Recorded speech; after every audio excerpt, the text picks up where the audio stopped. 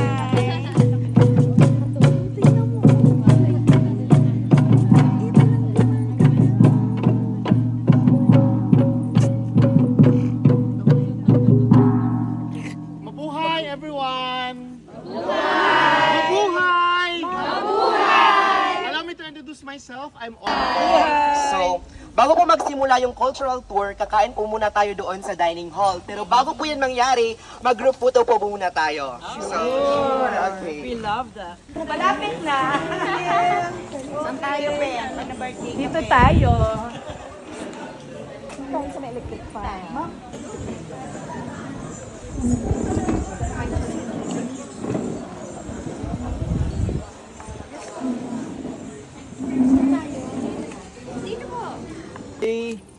So una po, nais ko po ipakilala sa inyo si Kuya Bobby. Kuya Bobby Bilala po. So pure Blaan po siya. Opo. So siya po ang magtuturo po sa inyo kung paano gumawa ng apoy.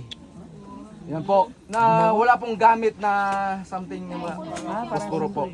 So yun. So una, ito po yung paggawa ng kanin. No, ito yung sa paggawa ng kanin. Opo, yung kinakain nyo sa kitchen kanina, ito na po yun. So, yun. Pangalawa, nais ko po ipakilala sa inyo mga kagamitan ng Blaan. Dito po yung taap. Ang tawag nito ay taap po sa Blaan. So, ito po yung, isa pa po, ito ang gamit ng Blaan sa kusina na beun. Opo, ang tawag nito beun. Sa mamaya, love So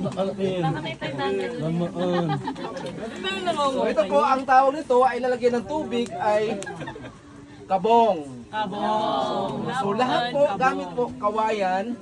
No, napaka-unique po kasi wala po siyang plastic na ginagamit. So kasi kadalasan sa bundok, wala pong gamit na plastic, kaya gumagamit tayo ng ganito nga tinatawag na kawayan. So ang tawag nito is kabong.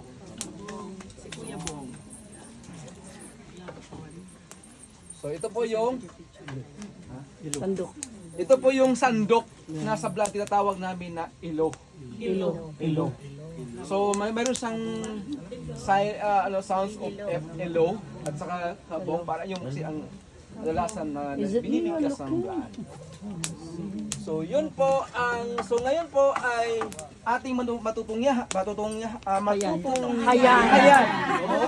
Si Kuya Kuya Bobby ay gagawa po siya ng apoy. Kung paano siya gumagawa ng apoy.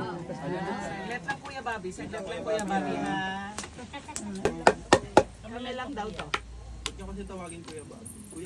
Kasi nasa TikTok ka na po bukas. Wow.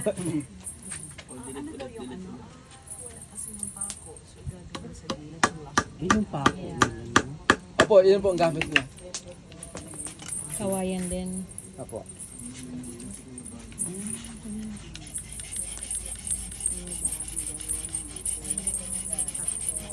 Ay po, umpisa na po sa umusok. Ang bilis naman.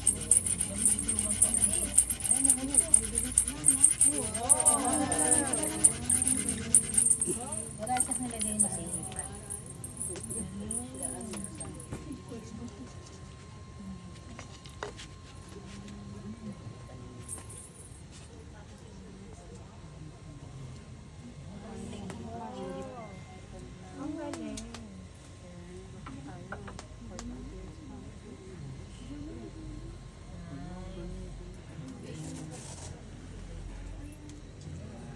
Ayun po. Ayun po siya. Kaya din daw po niya yan.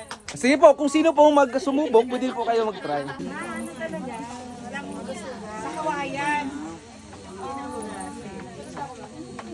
Init ng apoy dito. CDTV. Walang tubig. Center for.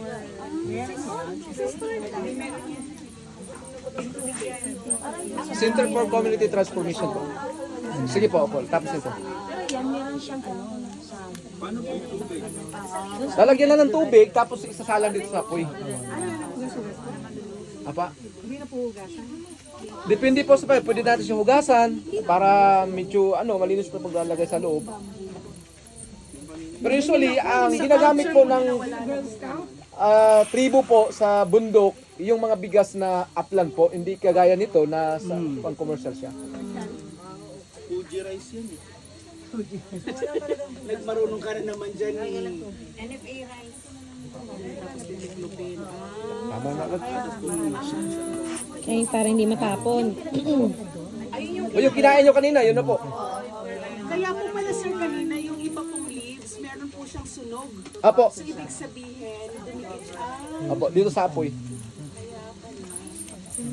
So yun, lalagyan nyo na ng tubig, konti, tapos dito na isasalang sa apoy. Luto na, lika na. Station 2 na. Kasi ano lang sa Kimberly. Yung ginamit dun sa atin. Yan po. Tubig po siya.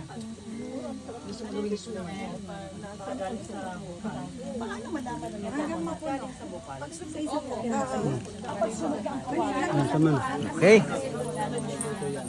So yun po. Hanggang po sa yung ano niya, yung tubig niya parang naninilaw na. luto na siya pag Ibig sabihin, luto na siya at pwede na siyang i-haino po. Kapag ano na yung kawayan? Yung tubig po sa loob. Pag dilaw na yung tubig. Lalabas siya. Lalabas na po yung tubig niya sa loob. ilang minutes po normally? Depende po sa apoy kung gaano kainit yung apoy. Kung marami po kayong So yung pinaglalagay na yan, pwede mong gamitin ulit or one time mo lang gagamitin? Ulit-ulit, bago ulit. Hindi lang. Bagong ano ulit. Okay.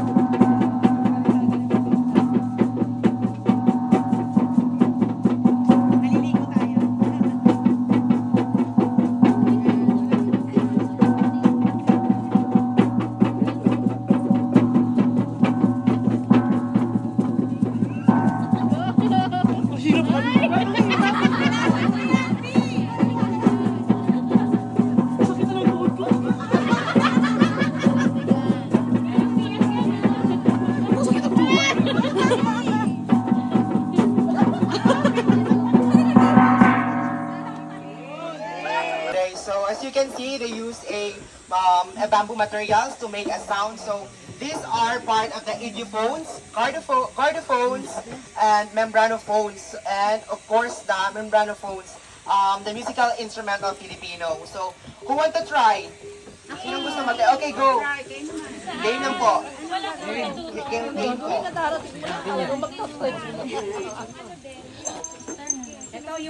Okay, eto pa po yung gabang, yung mga kulintang. Okay po. Inbel. Okay, 1, 2, 3, go! Ayan.